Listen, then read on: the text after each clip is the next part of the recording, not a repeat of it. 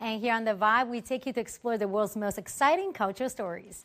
In Jingdezhen, the porcelain capital of China, we are meeting American artist Ryan Mitchell, who has showcased his works in the United States, China, South Korea, Thailand, and Indonesia. And here in China, he's the first foreign artist to have a solo exhibition at the Jingdezhen Ceramics Museum in Jiangxi province.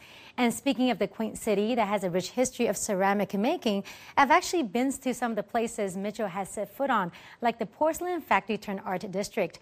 I also remember walking through the alleys that were filled with traditional pottery shops and kiln burning factories. It is a gathering place for people who share the same passion and love for fine art pottery. And Mitchell is one of them, as he has decided to settle there while running his own studio. Now let's hear his story. We have this report from China Radio International online.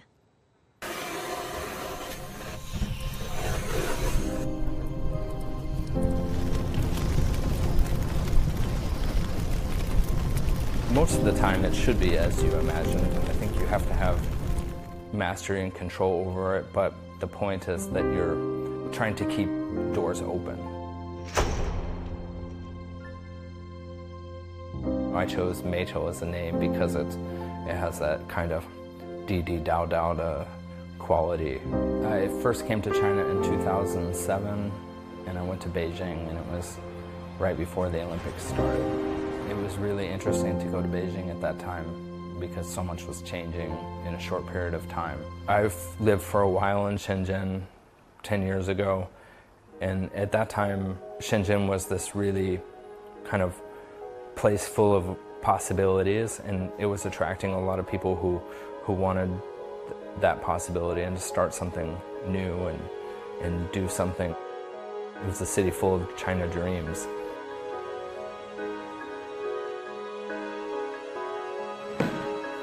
Jingdezhen's success and ability comes from the material. It's based off the kaolin. Jingdezhen and other places like it are seeing a lot of interest in development, and the features and the quality of life are improving. I've seen a lot of change in the general social consciousness of people, and the quality of life and communication improves every day, so it's exciting to be in part of a transformative environment and place.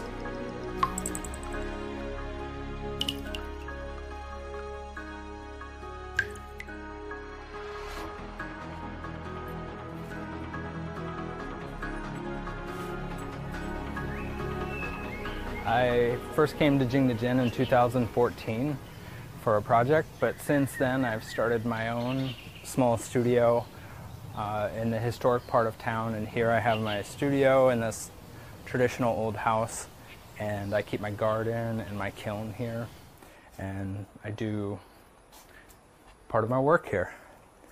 I also have a big studio in an industrial building in Jingdezhen where I do a lot of bigger work, but here's kind of my more like my study and workspace. Jingdezhen's has always been doing a lot of projects and programs that highlight the city of Jingdezhen.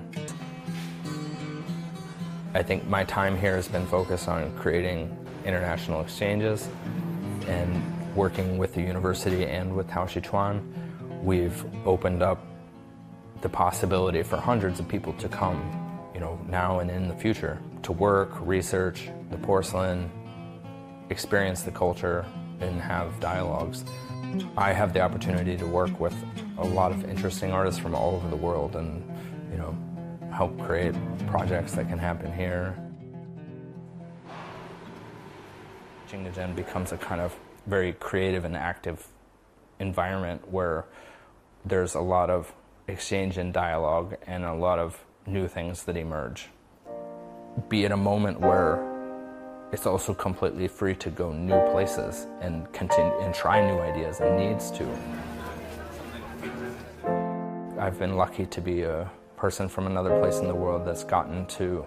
I think the most important thing is that you come here and you're actually able to touch the material, because the material is different than you find in other parts of the world. You know, every place has their own characteristics, and here they're quite special, and the material is very unique in Jingdezhen. They're about staying emotionally and physically connected to the material aspect of the world, right? And then creating something which is insightful and meaningful and beautiful out of that. I met my wife in Shenzhen. We're both arts and media professionals, and we met in that industry, you know, working together.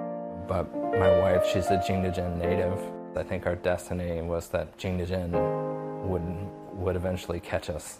We're pretty shared in our ideas and our plans and for the future. We find common ground well. I think we probably only argue too often about drinking hot or cold water. I think, you know, in China they say the rice needs salt or something like that, but maybe in Jingdezhen it's more like the clay needs water. You know, when I had a son in China, I realized that in another way I'm also a Chinese father.